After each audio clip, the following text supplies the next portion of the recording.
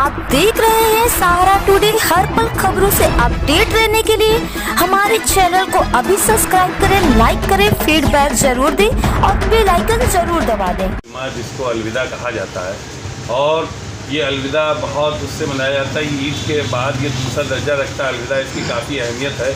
लेकिन चूँकि कोरोना काल चल रहा है, उसको देखते हुए बहुत जो शासन की तरफ से गाइडलाइंस आई थी 5 से ज़्यादा 9 धार्मिक स्थलों पर, इस बात का ख्याल रखते हुए आज नमाज यहाँ अलविदा की हुई, लेकिन सोशल डिस्टेंस के साथ में हुई है। और इस बात का ख्याल रखा गया है क्योंकि ये वायरस है, बहुत तेज़ी से एक दूसरे के बीच में जाता है, फैल जाता है।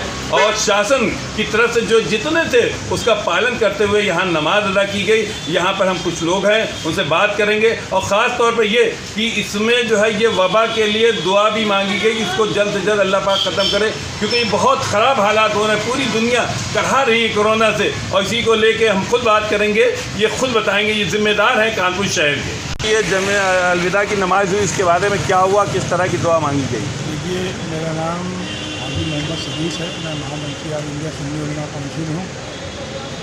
कोविड-19 के सिलसिले में जो तमाम गाइडलाइनें आ रही हैं उसका मुसलमानों ने पूरी तरह से पालन करते हुए, जिस तरह से माह रमज़ान की दीगर नमाज़ों में उन्होंने 5 आदमियों से अदा की है, उसी तरह से आज भी उन्होंने अलविदा की नमाज़ भी अदा की। लेकिन मैं एक बात कहना चाहता हूँ कि हिंदुस्तान खुदा परस्तों का मुल्क है।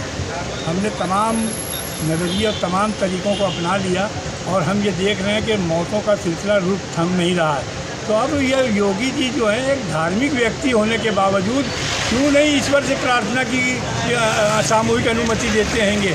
अगर आज ईद की नमाज एक माह रमज़ान के रोज़े रखने के बाद मुसलमानों की दुआओं के मकबूलियत का दिन होता है, ईद का दिन, लिहाजा हम चाहेंगे कि योगी जी अगर एक धार्मिक प्रवृत्ति के व्यक्ति हैं तो वो हिंदुस्तान के उत्तर प्रदेश के मुसलमानों को सामूहिक तौर पे ईद की नमाज़ अदा करके अपने अल्लाह से दुआ करने का मौका दें, तो इंशाअल्लाह ताला इस मुल्क से ये वबा ख़त्म होगी। वरना ये अज़ाब खुदाबंदी है, इसको आगे झेलने के लिए तैयार रहें। अगर अल्लाह से टकरा, अगर वाकई में ईश्वर पे आस्था है तो ईश्वर पर आस्था है, ईश्वर की मर्ज़ी के बगैर कोई काम नहीं हो सकता है। एक बार खुलकर उस निराकार ईश्वर से, जिसका कोई आकार नहीं है, जो एक है, उससे हमें प्रार्थना करनी चाहिए, अपनी खताओं की माफ़ी मांगनी चाहिए और इस दुनिया से इस बीमारी के खात्मे की दुआ का एक मौका देना चाहिए। मुझे उम्मीद है कि मुसलमानों ने बदआमाली के बावजूद, जिस तरह से अल्लाह का फजल मुस्लिम आबादियों में है, आज मुसलमानों को कोरोना ने जिस तरह से बदनाम किया गया था कि हमारी तबलीगी जमात और फलाने धमाके की वजह से बड़ा, आज वो लोग देखें कि उनके अपने अमल से इस मुल्क को कहाँ ले जाके खड़ा किया। मैं यही कहना चाहूँगा कि हमें अल्लाह से दुआ करनी होगी, हमें उस खुदा वाहदहू ला शरीक से दुआ करनी होगी कि वो इस बीमारी से इंसानों को निजात दे। क्या ये बताइए कि ऐसा भी माना जा रहा है, कहा जा रहा है कि कुंभ मेले से कोरोना बढ़ा है,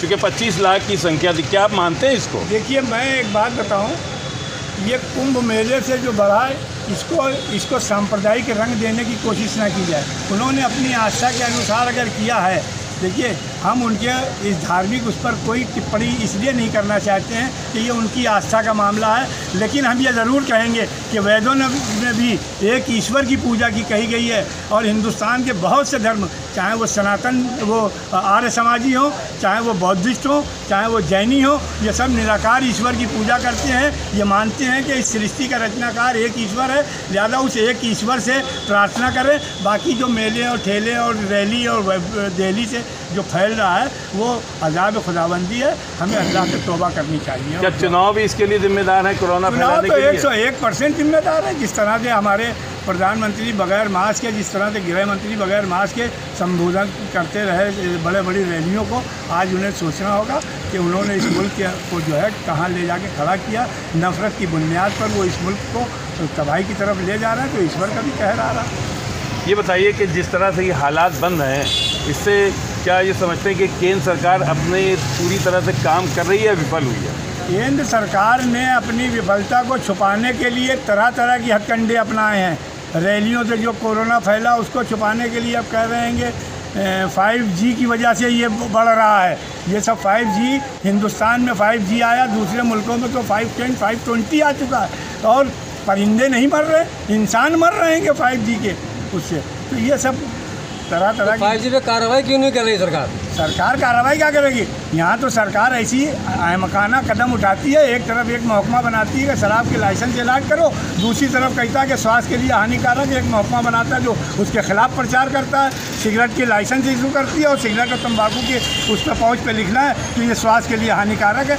ये इस तरह के ड्रामे जो इंसानियत के साथ किए जा रहे हैं, ये इस निज़ाम बातिल का खुला हुआ विफलता है कि जिसके सबब आज अलविदा के लिए में क्या दुआ की गई? अलविदा में लोगों ने मुख्तसर अंदाज में नमाज़ें पढ़ी, घरों पे नमाज़ें पढ़ी। हमने यही दुआ की कि अल्लाह ताला इंसानियत को बचाए, इंसानों को सिरातल मुस्तकीम दिखाए और सत्य के मार्ग पर चलाकर इस दुनिया से जुल्म और जबर का समापन हो। आप देख रहे हैं सहारा टुडे, हर पल खबरों से अपडेट रहने के लिए हमारे चैनल को अभी सब्सक्राइब करें, लाइक करें।